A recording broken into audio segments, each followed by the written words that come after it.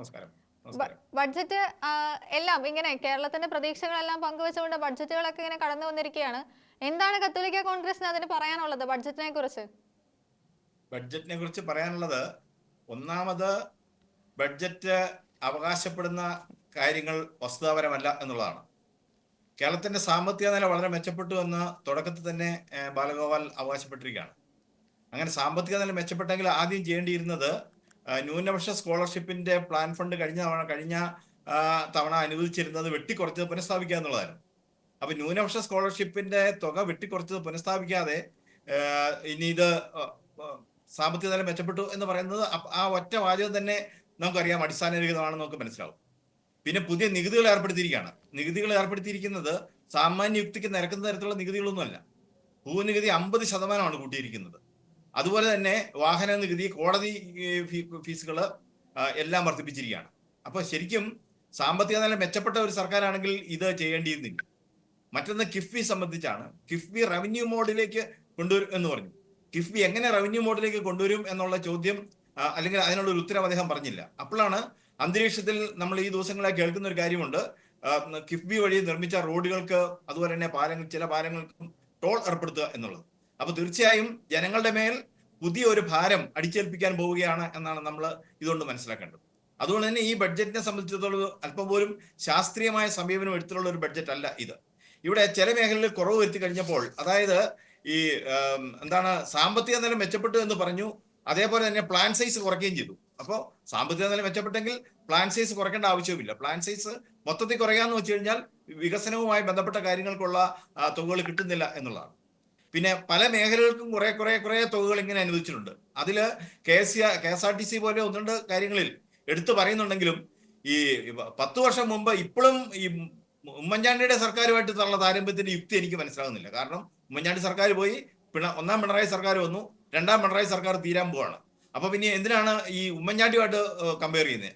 അങ്ങനെയാണെങ്കിൽ അത് അതിനു മുമ്പിലത്തെ അച്യുതാനന്ദൻ ഗവൺമെന്റുമായിട്ട് കമ്പയർ ചെയ്താൽ ഒരുപക്ഷെ അതിനും കൂടുതൽ തുക ഇത് കാണിക്കാൻ പറ്റുമായിരിക്കും. അപ്പൊ അതൊന്നും യുക്തിസഹമല്ലാതെ ചില അവകാശവാദങ്ങൾ ഉന്നയിക്കുന്നതിന് വേണ്ടി തരത്തിലുള്ള സംഗതികൾ തന്നെയാണ്. മറ്റൊരു പ്രധാനപ്പെട്ട സംഗതി, വന്യജീവി ആക്രമണത്തിന് അനുവദിച്ചിരിക്കുന്ന തുക, കാർഷിക മേഖലയ്ക്ക് വേണ്ടി മൊത്തത്തിൽ അനുവദിച്ചിരിക്കുന്ന തുക, ഇതെല്ലാം യഥാർത്ഥത്തിലുള്ള ആവശ്യവുമായി യാതൊരു തരത്തിലും പൊരുത്തപ്പെടുന്ന തുകകൾ അല്ല. യഥാർത്ഥത്തിലുള്ള ആവശ്യം എന്ന് പറയുമ്പോൾ 10,000 കിലോമീറ്റർ നീളത്തിൽ കേരളത്തിന്റെ വനാതിർത്തിയും കൃഷിഭൂമിയായിട്ട് പങ്കിടുന്നുണ്ട്. ഇവിടെ എല്ലാം വന്യജീവി ആക്രമണമുണ്ട്. ഈ വന്യജീവി ആക്രമണം തടയുന്നതിനുള്ള അനുവദിച്ചിരിക്കുന്ന തുക എന്ന് പറയുന്നത് വെറും 70 കോടി രൂപയാണ്. അത് കാണിക്കുന്നത് അതിന്റെ ഒരു തുടക്കത്തിനുള്ള പൈസ പോലും അവിടെ ഇല്ല എന്നുള്ളതാണ്. പിന്നെ പഴയ കേടായ കുറെ ഫെൻസിങ്ങുകളൊക്കെ നന്നാക്കും എന്നൊക്കെ പറഞ്ഞിട്ടുണ്ട്. പക്ഷേ അതിന്റെയൊക്കെ പ്രായോഗികത എത്രമാത്രം ഉണ്ട് എന്ന് നമുക്ക് മനസ്സിലാക്കാൻ കഴിയും. നെല്ല് സംഭരണത്തിന് വേണ്ടി അനുവദിച്ചിരിക്കുന്ന തുക തികച്ചും കുറവാണ്. ഒരു 1,500 കോടി രൂപ എങ്കിലും വേണം നെല്ല് സംഭരണത്തിന് ഒരു സീസണിലേക്ക്. അതിന്റെ ഒരു പകുതി തുക വേണ്ട, അതിന്റെ ഒരു 1/3 തുകയെങ്കിലും അനുവദിച്ചിരുന്നെങ്കിൽ നമുക്ക് മനസ്സിലാകുമായിരുന്നു ആ കാര്യത്തിൽ കർഷകരെ സഹായിക്കാനുള്ള സമീപനം ഈ ഗവൺമെന്റിന്റെ ഭാഗത്ത് ഉണ്ടായിട്ടുണ്ട് എന്ന്. അതുപോലെ തന്നെയാണ് ഈ ക്ഷേമ പെൻഷനുകളുടെ കാര്യത്തിൽ. കേരളത്തിലെ മുഴുവൻ ജനങ്ങൾക്കും ക്ഷേമ പെൻഷൻ സംബന്ധിച്ച് ഒരു വലിയ പ്രതീക്ഷ നൽകിയിരുന്നു. മുഴുവൻ ജനങ്ങൾക്കും ക്ഷേമ പെൻഷൻ സംബന്ധിച്ച് വലിയ പ്രതീക്ഷ നൽകിയിരുന്നതാണ്. പക്ഷേ ആ ക്ഷേമ പെൻഷൻ സംബന്ധിച്ച് നൽകിയിരുന്ന പ്രതീക്ഷകൾ മുഴുവൻ തകിടം മറിച്ചുകൊണ്ട് അതിന്റെ കുടിശ്ശിക കൊടുക്കും എന്നുള്ളതല്ലാതെ അതിന്മേൽ ഗവൺമെന്റ് വാഗ്ദാനം ചെയ്ത മാതിരിയുള്ള യാതൊരു സംഗതികളും ഇവിടെ ചെയ്യുന്നില്ല.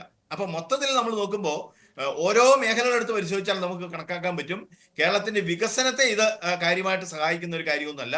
ചില കാര്യങ്ങളൊക്കെ പറഞ്ഞിട്ടുണ്ട്, പക്ഷെ അതിന്റെ ഫണ്ടിനെ സംബന്ധിച്ച് വരുമ്പോൾ നമ്മൾ ഈ വർഷം അവസാനം കാണിച്ചതുപോലെ അവസാനം ആ തുക ചെലവഴിക്കാതെയോ അല്ലെങ്കിൽ അത് നടപ്പാക്കാതെയോ പോകും. ഇപ്പോ കൊല്ലത്ത് നിന്ന് നല്ലൊരു വ്യവസായ ഇടനാഴിയുടെ കാര്യം പറയുന്നത് പുനലൂർ വരെ, അതായത് വിഴിഞ്ഞം കൊല്ലം പുനലൂർ വ്യവസായ ഇടനാഴി 1000 കോടി രൂപയുടെ പദ്ധതിയാണ്. തീർച്ചയായും അത് നടപ്പായ നല്ല കാര്യമായിരിക്കും. പക്ഷേ അത് നടപ്പാക്കുന്നതിന് ആവശ്യമായിട്ടുള്ള അനുബന്ധ കാര്യങ്ങൾ വന്നിട്ടുള്ളതായി ബഡ്ജറ്റ് നോക്കുമ്പോൾ നമുക്ക് മനസ്സിലാകുന്നില്ല. അപ്പൊ ഇത് നമ്മൾ നോക്കുമ്പോൾ ഇങ്ങനെ നമ്മൾ ഓരോന്നോരോന്നായിട്ട് നമുക്ക് നോക്കുമ്പോൾ നമുക്ക് മനസ്സിലാകുന്നത് ഈ ബഡ്ജറ്റിനെ സംബന്ധിച്ചിടത്തോളം പല തരത്തിലുള്ള കുഴപ്പങ്ങളും പ്രശ്നങ്ങളും ഉണ്ട് എന്ന് തന്നെയാണ് നമുക്ക് തോന്നുക തന്നെ ചെയ്യുന്നത്. ഇത്രയും നേരം പറഞ്ഞതുകൊണ്ട് തന്നെ ശരിക്കും പറയുകയാണെങ്കിൽ സർക്കാർ സാധാരണക്കാരിൽ നിന്ന് പിടിച്ചു വാങ്ങുകയാണോ അതോ സർക്കാർ സാധാരണക്കാരന് നൽകുകയാണോ ചെയ്യുന്നത് ഈ ബഡ്ജറ്റ്? ഇപ്പോൾ പറയുന്നത് കേട്ട് നോക്കുമ്പോൾ സാധാരണക്കാരിൽ നിന്ന് സർക്കാർ പിടിച്ചു വാങ്ങുന്നത് പോലെ ഒരു ഫീലാണ് വരുന്നത്. സാധാരണക്കാരൻ എത്രത്തോളം ഈ ബഡ്ജറ്റ് സ്വാധീനിക്കും? സാധാരണക്കാർ ഈ ബഡ്ജറ്റ് എത്രത്തോളം സ്വാധീനിക്കും എന്ന് വെച്ച് കഴിഞ്ഞാൽ പൊതുക്കടം 40,800 കോടി രൂപയിൽ അധികമായിട്ട് പൊതുക്കടം കൂടുകയാണ്.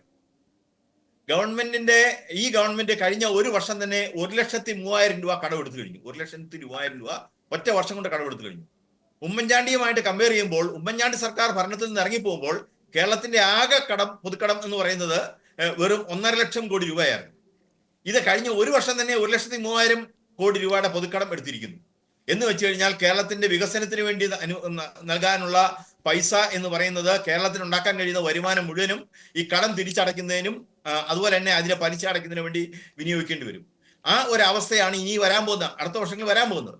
അപ്പോൾ ഇവിടെ പറഞ്ഞിരിക്കുന്ന ഈ ഫാൻസി തുകകളൊക്കെ അത് സപ്ലൈകോയ്ക്ക് അനുവദിച്ചിരിക്കുന്ന തുകയാണെങ്കിലും അതുപോലെ മറ്റ് മേഖലകൾക്ക് സപ്ലൈകോയ്ക്ക് 3,000 കോടി രൂപ കൊടുക്കാനുണ്ട്.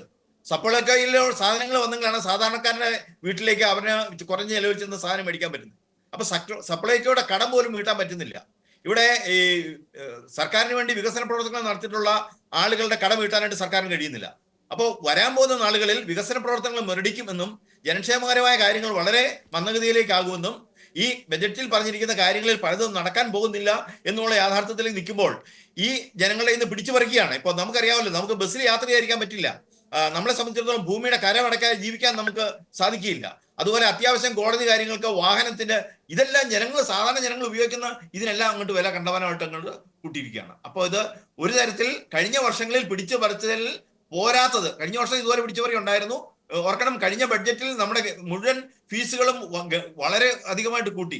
അതിന്റെ തുടർച്ചയായി അന്ന് കൂട്ടാൻ പറ്റാതിരുന്ന ചില ഐറ്റങ്ങൾക്ക് ഇപ്പോൾ വീണ്ടും കൂട്ടിയിരിക്കുകയാണ്. എന്ന് വെച്ചാൽ ഇത് ജനങ്ങളുടെ പോക്കറ്റിലുള്ള മുഴുവൻ പിടിച്ചു പറിക്കുകയാണ്.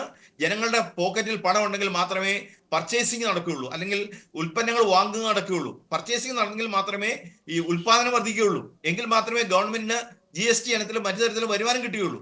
അപ്പൊ ജനങ്ങളുടെ പോക്കറ്റിലുള്ളത് നേരിട്ട് സർക്കാരിനെ ഏറ്റെടുത്ത് കഴിയുമ്പോൾ അനുബന്ധമായി ഉണ്ടാകേണ്ട വ്യവസായ വികസനവും വാണിജ്യ മേഖലയിൽ ഉണ്ടാകുന്ന വികസനവും അതുമായി ബന്ധപ്പെട്ട് ഗവൺമെന്റ് ഉണ്ടാകേണ്ടിയിരുന്ന മറ്റു വരുമാനങ്ങളും അല്ലെങ്കിൽ മറ്റു വർധനവുകളും ഉണ്ടാകില്ല.